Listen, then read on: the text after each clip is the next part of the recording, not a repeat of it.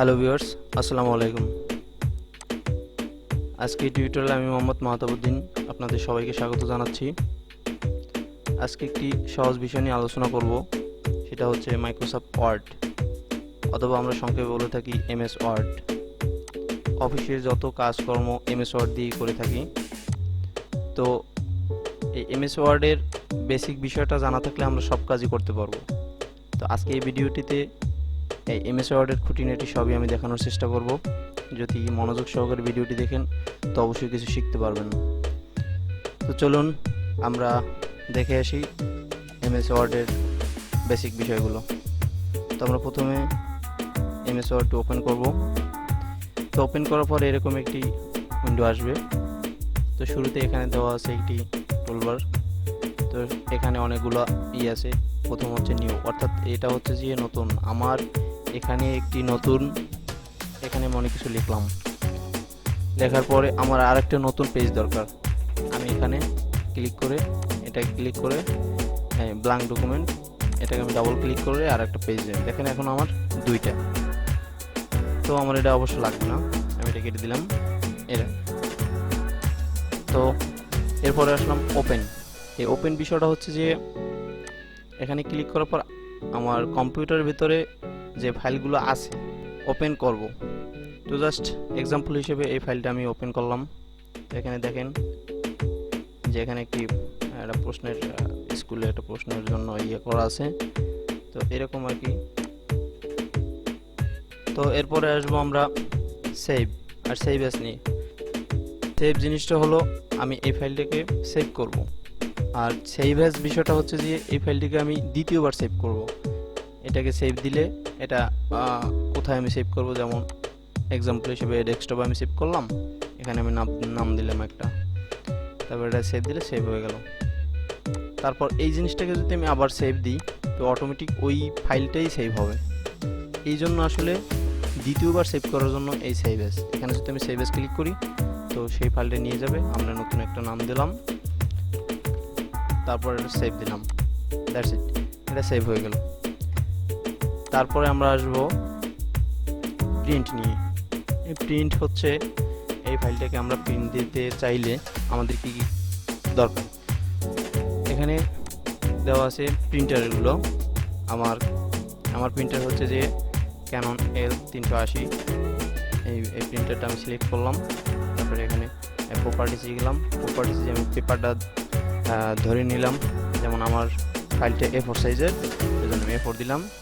এবং আদারওয়াইজ আর কিছু তেমন একটা লাগে না। এখানে প্লেন পেপার, স্ট্যান্ডার্ড, এগুলো ঠিক থাকবে। এখানে হচ্ছে যে পেজটা, আমার এখানে কতগুলো পেজ এবং কতগুলো কপি আমি বের করতে চাই সেই সম্পর্কে। এখানে ধরুন আমি 5টি কপি বের করবো, এখানে আমি 5টি লিখে দিলাম, 5টি কপি বের হবে। তো এখানে প্রিন্ট দিলে এখন প্রিন্ট হবে। তো লেখালেখির বিষয়টা প্রথমে আমাদের যদি বাংলা লিখতে চাই, তো বাংলা লিখতে চাইলে অবশ্যই আমাদের বাংলা ফন্ট এবং বাংলা সফটওয়্যার থেকে এটা বাংলা করে নিতে হবে।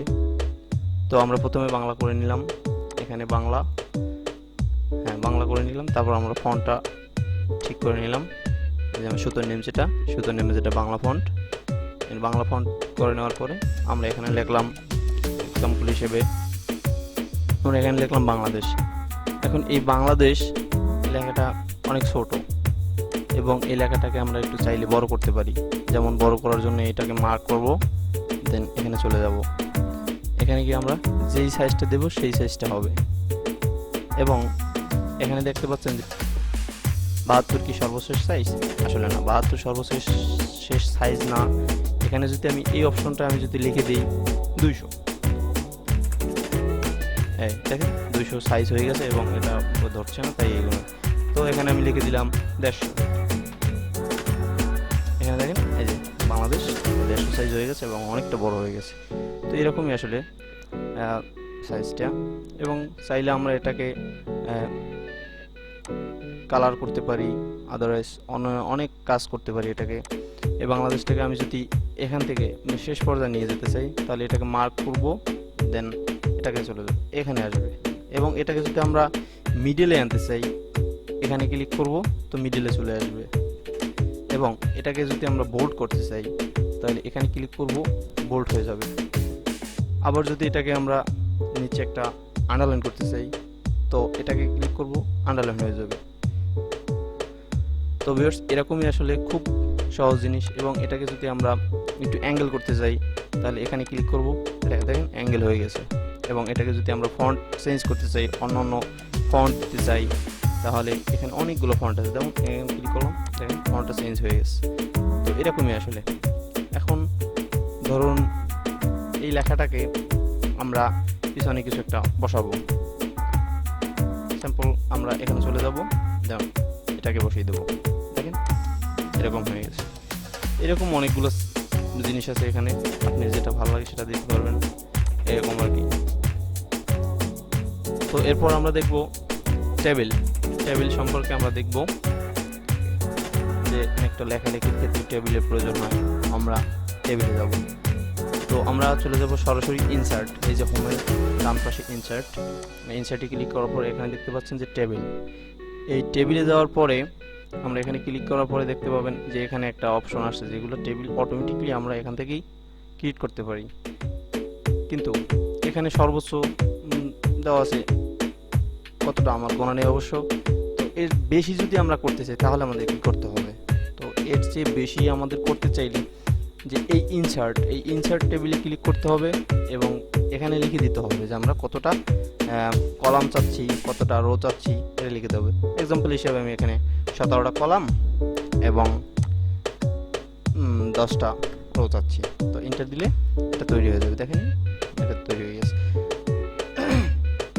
তো আসলে টেবিলের কাজটা এরকমই, এবং এখানে আপনি যা লিখতে যাচ্ছেন তাই লিখতে পারবেন, এবং চাইলে এখানে সংক্ষেপ ছোট অক্ষর বড় অক্ষর করে নিতে পারবেন, এরকমই আসলে। একদম 14 সাইজ দিয়ে রাখলাম। তো এবার আমরা যাব অন্য একটা বিষয়, সেটা হচ্ছে একটু ডিজাইন মাদারস অন্য সাইড বিষয়ে। সেটা হচ্ছে আমি এখানে একটা জিনিস লিখলাম, বাংলাদেশটাকে আমি এখান থেকে কপি করে দেন এখানে পেস্ট করে দিলাম, বাংলাদেশ। এখন এইটাকে আমি একটু ডিজাইন করতে চাই অন্যভাবে, সেটাকে আমি কীভাবে করতে পারবো? দেন এই ইনসার্টে যাব, এখানে শিপস এখানে যাব, তারপর এটাকে আমি একটা ব্র্যাকেটে আটকাবো। দেন এই ব্র্যাকেটটা দিয়ে আমি এখানে টান দিব প্লাস ছেড়ে দেব। তো দেখেন এখানে আমাদের লেখাটা হাইট হয়ে গেছে, উপরে একটা কালার চলে আসছে। এবং এই কালারটি কীভাবে আমি সরাবো?